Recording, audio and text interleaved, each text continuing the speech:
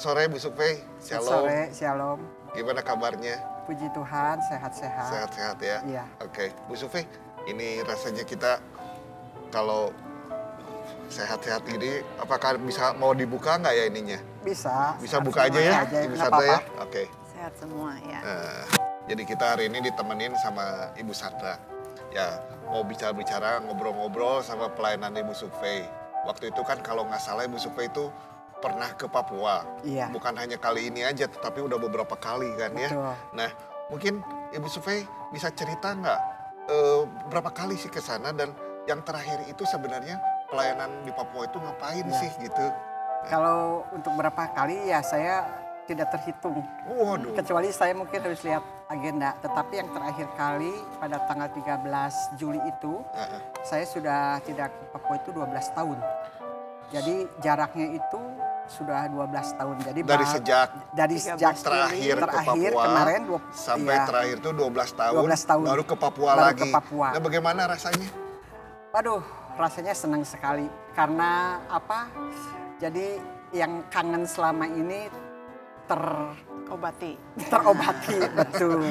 Terobati begitu. Jadi senang walaupun hanya ya kurang lebih satu minggu gitu. Oh, jadi efektifnya 1 minggu? Sebenarnya ya kalau harusnya mah baiknya sih 1 bulan ya. 1 bulan. Karena kan biaya transport yang mahal. Terus kebetulan pesawat Iya. kan semua mahal. Gitu. Tapi ya bisa 1 minggu juga bagi saya sudah terobati. Luar biasa Senang ya, sekali. senang sekali. Ya. Nah, lalu di sana itu kemana aja dan pelayanannya bagaimana sih ke sana Iya. itu mau ngapain gitu? Iya. Senangnya itu senang karena apa gitu? Sebenarnya mungkin kalau pelayanan kan tidak ya. Hmm. Dalam arti secara misalnya menyampaikan firman Tuhan seminar tidak. Tetapi ke sana itu karena kan dari bidang misi Hosana Iya, ya. iya, iya, betul. Boleh dikatakan mensponsori Ya, para hamba Tuhan yang melayani khususnya di Wolo. di Wolo ya? Ya, jadi- Wolo itu daerah di mana? Wolo itu jadi kalau dari Wamena itu kurang lebih 42 kilo lah. Jadi seperti Wamena. dari sini mungkin ke Palalangon begitu. Kalau Oke. ya kira-kira begitu. Jadi Berarti naik apa itu kira-kira? naik mobil udah bisa. 1 jam? Kurang lebih lah 1 jam. Ya sekarang karena jalan udah bagus ya. Nah, Wolo itu tuh letaknya di mana sebenarnya itu? Wolo itu ya kalau kita mungkin lihat di peta juga nggak ada. Nggak ada? Nggak ada. Nggak ada di peta ini daerah? Jadi kalau ditanya ya daerah mana ya mungkin saya biasanya sebutnya dekat Wamena lah, kabupatennya Wamena gitu. Jadi kalau Wamena kan lebih terkenal gitu, lebih tahu lah daripada saya ngomong Wolo begitu. Itu ada penerbangan langsung? Sekarang sudah tidak ada. Kalau dulu pertama kali saya datang ada penerbangan dari Wamena ke Wolo itu 12 menit. Nah, tetapi sekarang kan sudah ada jalan darat. Jadi udah bisa gitu, ada aspal lah gitu, jalan aspal, jadi udah bisa pakai kendaraan. Apalagi sekarang ya puji Tuhan lah, berkat Jokowi mungkin. Jadi banyak jalan-jalan Iya, yang diperbaiki, gunung-gunung diperbaiki dan sebagainya. Malah jadi bisa seperti kemarin kurang lebih mungkin 1 jam udah sampai, biasanya lebih. Nah jadi tujuannya ke sana kan dari bidang misi gitu ya. Ke sana itu karena istilahnya mau melihat pelayanan yang selama ini boleh dikatakan didukung oleh misi Hosana. Jadi Iya, kita iya. kan bukan hanya sekedar mendoakan, bukan hanya sekedar mungkin memberikan dana, bantuan dan sebagainya, tapi kita juga ingin melihat secara dari dekat gitu ya, bagaimana keadaan atau pelayanan di sana. Jadi itu tujuannya. Nah, ini penting nih, Ibu Sukfei ya. Betul. Karena selama ini kan jemaat itu jangan sampai merasa bahwa loh setiap tahun kita memberikan komitmen misi. Iya. Setiap bulan kita memberikan persembahan misi. Buat apa sih uang misi itu? Betul. Nah, ternyata uang misi itu kita Kita memang dukung. salurkan, dukung buat hamba Tuhan Ya. yang ada di daerah. Ya. Dan kemudian kita juga bukan hanya sekedar dukung ya. Betul. Tetapi kita juga memantau perkembangannya. Benar. Dan kita juga melihat. Iya. Nah, salah satu tujuan Ibu Sukfei itu adalah Ya dengan Ibu memonitor. Kesia ya, saya Dengan Ibu berkat Kesia dengan Ibu ya. Kesia sebagai Oh, pembina juga sebagai dari pembina. bidang misi ya, Ya, yang betul sekarang. betul, bersyukur sekali ya untuk hal ini. Jadi bisa melihat keadaan sebenarnya ya Perkembangan lah. di dalam lokasi atau di dalam memang tempat yang Kita dukung. kita dukung Betul. itu. Jadi bukan hanya sekedar laporan, Iya. bukan hanya sekedar berita dari WA dan sebagainya, betul. bukan ya, tapi Melihat lihat langsung. langsung. Ya, lalu kita lokasi juga kan pelayanan. ingin dengar sharing kan mereka beda ya. Kalau didatangi itu kan dengan hanya walaupun sekarang kan udah ada canggih alat medsos kan, tapi kalau didatangi itu mereka seperti aduh Iya. rasanya itu diperhatikan gitu ya. Lalu kita kan kita juga mengumpulkan mereka pas kebetulan yang kedua itu kan di sana itu banyak alumni dari STSFPI ya. Nah, jadi kita sekalian lah begitu. Sekalian tujuan pertama kita mau meninjau pelayanan yang kita dukung sudah sekian lama, saya lupa ya udah berapa puluh tahun begitu. Jadi sekalian juga kita mengunjungi para alumni STTSFPI yang ada di Wolo juga dan ada pokoknya di daerah Papua begitu. Bu Sufei, kalau biasa yang namanya pelayanan misi dekat sekali dengan tantangan, kesulitan Betul. dari masyarakat sekitar atau dari mana aja gitu. Betul. Nah, tantangan di Papua yang selama ini Bu Sufei rasakan, Iya. mau yang tantangan yang sedang, yang kecil, yang besar, yang kira-kira apa nih yang Iya. sampai sekarang masih sulit gitu? Betul. Kalau yang saya lihat amati ya 12 tahun yang lalu sampai sekarang boleh dikatakan hampir tidak berbeda gitu ya. Tantangan dalam arti begini khususnya dari luar ya. Luar itu sampai sekarang benar-benar itu merupakan target istilahnya menghijaukan. Jadi hijaukan itu target gitu ya. Itu tantangan dari luar. Tetapi kalau saya lihat tantangan dari dalam itu memang kecurigaan antar sesama pelayan gitu ya, sesama ya yang sama-sama pelayan. Misalnya kalau kan ke sana kita ke sekolah teologia Injili Damai Wolo ya, ke sana ya. Nah, itu ada ternyata tantangan dari antara mereka. Misalnya iri. Misalnya kalau ada bantuan dari pemerintah.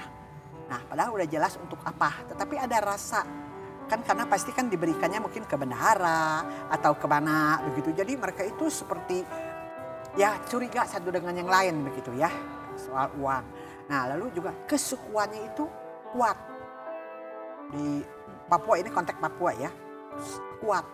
Nah, jadi ya tentu dia kalau misalnya suku Asmat atau suku apa ya dia akan lebih menekankannya kesukuan atau misalnya kalau cari guru dan sebagainya itu tantangan. Oh, itu Dari luar memang dan dari dalam. Itu suku-suku yang melayani di sana itu banyak memang. Nah, kan ada suku Walak. Kalau di sana itu Wolo itu suku Walak. Walak. Walak. Terus banyak suku kan kalau tidak salah di Papua itu ada ratusan suku. Ratusan. Tapi yang di dekat Walak. lokasi itu ada berapa Walak ya? Walak. Nah, ada Jadi berapa? mereka dengan suku-suku yang lain itu Ya. Nah, masih- karena kan itu kan sekolah teologi atas Injili Damai dulu mah namanya Said di sekolah Alkitab Injili Damai gitu kan. Nah, itu kan ada dari berbagai tempat yang datang kan. Ya, dari berbagai suku dan sebagainya. Nah, itu. Jadi ya mereka kalau ya sesama suku ya saya pikir nggak usah di Papua lah, di Jawa Barat juga begitu ya, di Pulau Jawa juga saya suku ini, suku ini. Bu Sufei, kalau dari berbagai banyaknya suku-suku bangsa di sana, nah ada bahasa pemersatunya nggak? Nah, bahasa Untuk menjalin pemersatu adalah kan komunikasi. bahasa Indonesia. Ya, Itu kan mau tidak mau. Ya. Nah, tetapi ya Apakah itu mereka menguasai? Mereka juga Masih mengalami belajar. kesulitan. Jadi kalau di Wolo itu di sekolah teologi atas Injili Damai itu ya, Said kalau dulu sekolah Alkitab Injili Damai itu makanya harus pakai berbahasa Indonesia. Karena kalau mereka pakai ternyata suku dengan suku satu lain juga nggak pada ngerti. Kalau kita ada lumayan ya, Sunda dengan Jawa masih ada yang sama-samanya. Di sana itu nggak bisa. Nah, jadi harus pakai berbahasa Indonesia. Sampai kalau waktu dulu 12 tahun yang lalu sih ada istilah yang denda. Kalau ketahuan pakai ngomong bahasa suku mereka kan, suku dengan suku kan, gitu ya. daerah-daerah kan gitu, didenda lah gitu. Nah, tapi saya lihat sih jadi bahasa pemersatu memang bahasanya itu Indonesia. Nah, itu yang juga salah satu mungkin kendala untuk siswa. Tantangan. Karena kan maaf kata ya, di sana kan bukan sekolah seperti S1. Jadi setara mungkin SMP. Yang mana ini? Yang STAIT itu STAIT Sekolah Tinggi Alkitab Sekolah Injil. Teologia. Sekolah Teologia Alkitab Injil Damai. Ah, Wolo. Iya. Ini tuh setaraf dengan SMP. SMP. Oh. SMP gitu ya. Jadi kalau SMA-nya kemana itu? Nah, SMA-nya kan ada di Stakin. Stakin. Stakin ada. Oke. Di Stakin. Jadi yang didukung oleh GKIM itu oleh gereja kita itu yang STAI itu, ya, state satu. itu. Lalu yang kedua ada TK Wolo. TK Wolo. TK Wolo. TK Hosana TK Wolo. Hosana. Iya, TK yang ada di Wolo, Wolo tapi namanya TK Hosana. Karena waktu itu saya TK kan ya, sudah TK ya, sudah bukan ada. PAUD ya? Bukan. Nah itu malahan udah diakui oleh pemerintah gitu ya. Nah itu kenapa Hosana ya, karena saya waktu itu ada di sana tiap hari ngajar dan sebagainya. Yuk kita buka ya namanya apa, TK Hosana. Bu Sufi bisa sedikit-sedikit bahasa Papua? Enggak, saya tidak belajar. Karena satu, memang saya mengalami kesulitan belajar bahasa, dan bahasa sana itu sulitnya benar-benar begitu ya, nggak ngerti. Paling juga kalau ketemu wah itu kan seperti kalau shalom gitu lah, senang ketemu wah gitu. Jadi kalau ketemu wah gitu. Yang lainnya saya Jadi tidak. menarik, ya? Makanya saya benar-benar waktu ngajar TK juga di sana benar-benar pakai bahasa Indonesia. Saya pikir ya mereka juga kan dari suku-suku yang mereka juga nggak ngerti ya, tapi memang ada pengaruh mungkin dari misionari dulu ya. Biasanya kalau jeruk ini apa, selalu ngomongnya itu jeruk itu orange, memang tidak salah kan. Nah itu jadi. Bu Sufi mau nanya ya, tadi kan dilihat antar suku juga banyak perbedaan, banyak hal-hal iri hati. Nah tapi sebenarnya culture-nya, budayanya orang Papua itu seperti apa sih? Mereka etos kerjanya, terus pekerjaannya apa, terus karakternya seperti apa? Mungkin Ibu Sufi bisa lihat nggak? Sudah berpengalaman berkali-kali datang, dan kemarin ini dikonfirmasi lagi selama 1 minggu ini ya. Kira-kiranya gimana culture mereka, budaya Ya, mereka itu umum, seperti ya. secara kalau, umum kayak gimana? Kalau saya pikir kan Papua yang sedang dibicarakan itu pegunungan kan. Pegunungan, Jadi ya. kan ada pegunungan, pantai, sama satu lagi itu Pesisir ya? pesisir, Pesisir, pantai gitu. Satu lagi itu rawa-rawa gitu ya. Rawa. Sebagainya. Kalau saya ini kan memang pegunungan. Di tengah ya? Pegunungan, makanya pegunungan Jayawijaya. Gitu. Oh pegunungan. Pegunungan Berarti dingin dong ya? Dingin sekali gitu ya. Nah dingin. Jadi kalau saya lihat kebudayaan mereka itu memang sebenarnya itu satu hal yang saya salut itu, kekeluargaannya itu sangat Kuat jadinya ya, kuat. kuat. Gitu. Kekeluargaannya. Jadi saya ingat seperti di dalam firman Tuhan, akhirnya milikmu gitu istilahnya. Padahal itu salah juga ya. Saking kuat. Rasa memiliki yang kuat gitu ya, walaupun mungkin ada salah. Walaupun misalnya mereka punya makanan sedikit, itu benar bisa dibagi-bagi semua. Jadi ya kalau ya jadi mereka itu ya istilahnya yang penting, istilah mereka itu happy. Yang penting senang gitu ya, nah sebagainya. Jadi itu ya salut lah keakrapannya. Seperti kemarin saya waktu ke sana pas ada acara bakar batu. Nah itu apa itu bakar batu? Kalau di sana kalau ada pesta, kalau iya. ada apa itu kan, nah bakar batu itu 32 ekor babi sebenarnya yang dibantai ya. Tetapi dengan waktu begitu cepat selesai, karena apa itu akrab, kerja itu udah sama otomatis. Ya, teamwork gitu bagian, ya. Bagian misalnya yang bakar batunya siapa, bagian yang potong babinya siapa, bagian yang misalnya itu sayurnya siapa, yang gali tanah, itu cepat sekali kerjanya itu. Itu maksudnya itu bakar batu itu si Ya, kalau ada dagingnya itu pesta. maksudnya dibakar di atas batu Ya, atau gimana jadi itu atau hanya istilah? bakar batu itu gini, jadi batu-batu itu dibakar semua. Batu-batu kan dibakar. dibakar besar-besar gitu, batu kali bakar. Nah udah gitu ya tetap seperti buat kayak seperti sumur gitu kan, sumur gitu kan. Nah di situ nanti udah digali, nanti di situ pakai daun pisang atau apa begitu, terus langsung istilahnya ditumpuk. Nanti ada ubi, ada jagung, ada sayuran apapun, terus ada babi juga. Babi yang sudah dipotong jadi satu ekor yang sudah dibelah begitu kan. Nah itu tutup lagi sama sayur-sayurnya lagi, terus akhirnya dan gitu tutup sama batu semua. Jadi ditutupnya batu. Jadi kalau pepes gitu. jadi si bukan batunya daun, batu. Udah panas sekali. Ya, itu bisa ambil batunya juga hebat. Jadi ada memang itu teamworknya itu ya. Jadi ada seperti Cepitan kayak gitu ya. cepitan, Ya. gantar yang bisa langsung ditumpuk. Terus gitu langsung ditutup sama daun lagi diikat, langsung mereka pergi. Begitu. Jadi kalau kita mah kemana pas acara juga bagus penamatan ya, penamatan. Jadi mereka pergi, nanti kembali lagi kira-kira berapa waktu udah masak itu bongkar lagi, cepat sekali kerjanya itu. Itu berapa lama sekali proses bakar batu itu? Nah kalau prosesnya berapa lama saya tidak tahu, tetapi termasuk cepat, cepat gitu ya, kalau kata karena saya. kerjasama Terus yang itu si baik. batu ini yang dibakar, kebalikin lagi nanti. maksudnya itu dibakar batunya? Ya untuk pemanasnya. Untuk pemanasnya Untuk apa? pakai Kalau batu. kita mah seperti kalau kita mah Tungkunya ya kompor, sebenarnya. tungkunya Ya. gitu. Oh. Jadi Karena tutup batu semua dibakar itu panas sekali, ya. ditutup. Jadi kan panas itu ke dalam. Nah, Jadi itu yang matang ya, enak matang. ya, enak nggak? Ya enak sekali. Rasanya rasa jagung, ada rasa jagung jadi Ya, babinya macam-macam campur lah. ya. Jadi babinya juga fresh gitu ya. Oh, Jadi gitu. itu salah satu nah itu ya, jadi bisa 32. Kenapa banyak Nah, ya? oh, banyak nah, sekali. karena memang ada yang di wisuda kan. Jadi satu kampung, ya bukan satu kampung ya, misalnya mamanya semuanya datang gitu. Nah, itu jadi keluarganya itu benar gitu ya. Jadi Kekeluargaan. maka buat sumur-sumur gitu, bukan sumur ya kayak tanah digali gitu kan. Apa nggak kekenyangan 32 ekor itu luar biasa Dan kan itu banyak mereka sekali. jarang. Buat berapa orang Oh, sih ada sebenarnya? satu event tertentu, Event kita satu tertentu. perayaan atau Ya. ya Buat berapa orang hajatan.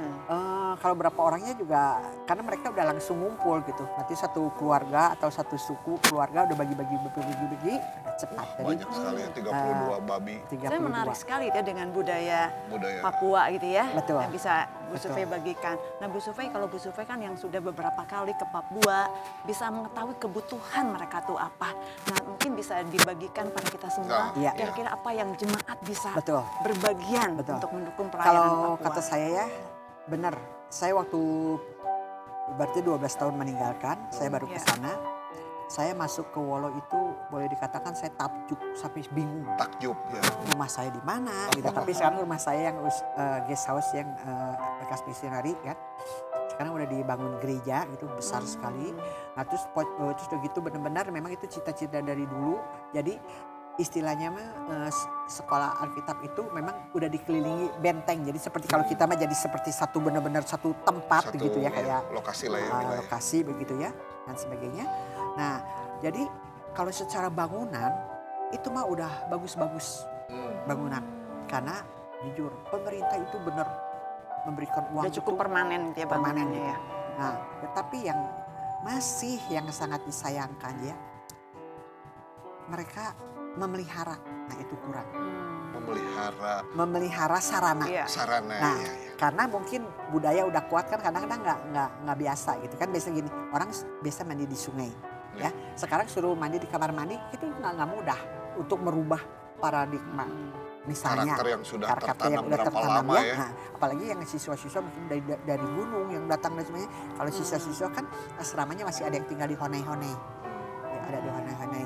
Nah, jadi kalau apa yang bisa kita bantu ya selain kita ya bersyukur dan misi Hosana mendukung untuk guru-guru dan juga untuk operasional TK ya.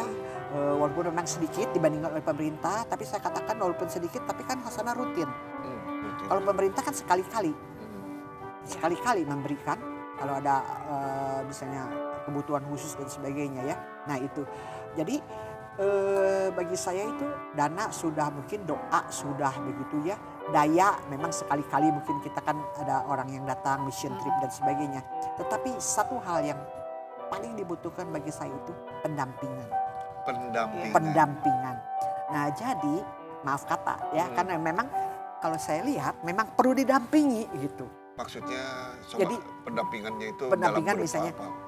dalam hal misalnya seperti diarahkan gitu kan misalnya Iya. jadi guru tuh istilahnya kan kalau sebagai guru ya dampingannya kan guru terusnya gini gitu. Jadi nggak bisa kalau kata saya ini konteks di daerah Iya, Wolo ya Wolo, kita kalau iya. kalau nanti. Nah jadi paling kita seperti didampingi jadi seperti kayak dipantau diarahkan terus nah Iya. itu.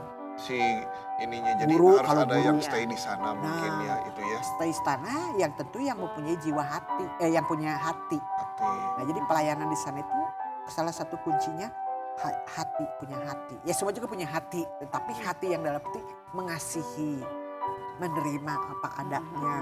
Kan nggak mudah ya, ya kita aja kalau punya anak 2-3 juga berbeda karakter kan. Kadang-kadang kita jengkel gitu kan, apalagi itu kan udah budaya berbeda dan sebagainya itu nggak mudah. Jadi tapi tetap kita, teman saya mengatakan perlu S3 katanya, kalau pelayan di Papua sangat sabar sekali, sangat sabar sekali. Iya. Jadi pendampingan Pendamping. itu. Jadi menurut Ibu Sufei yang kita fokuskan itu jemaat ya untuk kita lakukan atau bidang misi kita harus pikirkan itu adalah bagaimana mendampingi para pelayan di sana ya, termasuk hamba Tuhan, termasuk guru-guru, bagaimana bisa membimbing, mendampingi, mengarahkan, mensupport, harus begini, karena mereka rupanya kalau berjalan sendiri itu agak sedikit mengalami kesulitan. Ya, kata saya itu budaya yang setia kawannya, sukalismenya. Aduh nanti kita gimana nih ini. Nah, tapi kalau kita, wah harus dampingin gini-gini, oh harus gitu ya Bu, oh ya harus gini ya Pak. Nah, itu kita kan jadi terbuka lah gitu. Gitu, walaupun padahal sebenarnya mereka pernah sekolah di Jawa, tapi kan begitu kembali lagi kepada habitus gitu kan. Habitnya ya. Habitnya. Ya, wah menarik sekali ya Bu Sufei. Hari ini kita dapat banyak sekali cerita-cerita tentang Papua, bagaimana Papua yang sebenarnya kita itu, menurut kita itu jauh dari sini itu, tetapi kita bisa lakukan sebuah pelayanan di sana untuk membantu saudara-saudara kita, mendukung saudara-saudara kita supaya mereka tidak terlalu jauh berbeda ya dengan gapnya gitu antara tingkat pendidikannya, ya tingkat kerohaniannya. Betul. Sehingga kita terus dukung hamba Tuhan yang mau ke sana, terus dukung untuk guru-guru yang ke sana ya. Nah, iya, terima kasih. Jadi ini mungkin menjadi PR kita juga buat jemaat Hosana ya, untuk tetap ya bisa mencintai penduduk Papua walaupun memang jauh, tetapi memang kita diberikan hati untuk bersama-sama melayani satu tempat yang memang agak jauh itu ya. Yang penting mah pesan saya itu doakan ya. Karena memang penghijauan itu benar-benar. Saya sedih ya. Waktu dalam perjalanan ke Papua kan transit di mana di Makassar ya. Makassar. Jadi maaf saya sudah melihat orang-orang ke sana udah yang ngantri itu istilah mungkin ya mau pulang atau mau apa, semua udah pakai itu. Karena kalau kita nggak bergerak, kalau kita nggak bergerak terus. Nah jadi satu kelemahan misi Kristen tidak bergandengan tangan. Tidak bergandengan tangan. Satu-satu maunya bendera begitu. Jadi kalau pemerintah kan tidak, kalau dari mereka tidak, nggak tanya dari mana masuk. Kalau di kita kan, jadi mau kumpul katanya. Pernah pentolan Kristen teh. Orang-orang misi saya dengar dari Pesat, karena saya juga kan ke Pesat juga ya. Nah begitu ke Pesat di Jayapura. Ngobrolnya gitu. Tapi realitanya nggak ada. Ini masing-masing lagi karena memang susah untuk mempersatukan. Jaringan ya. Jadi akhirnya networking, pelayanan itu penting sekali ya buat gereja-gereja. Jadi kita nggak boleh sebenarnya di dalam zaman ini tuh bekerja sendiri ya. Kurang apa sebenarnya kan mission trip bukan saya anti mission trip. Bagus, tetapi masing-masing. Ya gereja inginnya masing-masing. Jadi nggak ada kesatuan. Jadi akhirnya ya itu kan kita kekuatan kita dari mana ya kalau masing-masing gitu kan. Ya. Mungkin gitu ya. Paling kalau ada jemaat yang ingin bertanya lebih lanjut bisa ke Bu Sufei ya, yang mungkin terbeban untuk pribadi karena memang sekarang di sana sarana untuk seperti WA udah ada, jadi internet, tetapi internetnya hanya bisa internet aja, nggak bisa telepon gitu. Istilahnya sarana apa ya kayak WA gitu. Bisa nanti mungkin yang terbeban menjadi pendamping ya, atau apa begitu. Mempunyai satu pelayanan ya, panggilan ke Papua atau gimana, nanti bisa menghubungi sama Pendeta Sufei ya. Tapi yang saya yang wolonya ya. Saya yang lain saya maaf ya karena kan terlalu luas kalau bicara soal Papua. Jadi wah bersyukur ya Ibu Sufei hari ini telah memberikan semacam kesaksian, berbagi pengalaman, pandangan.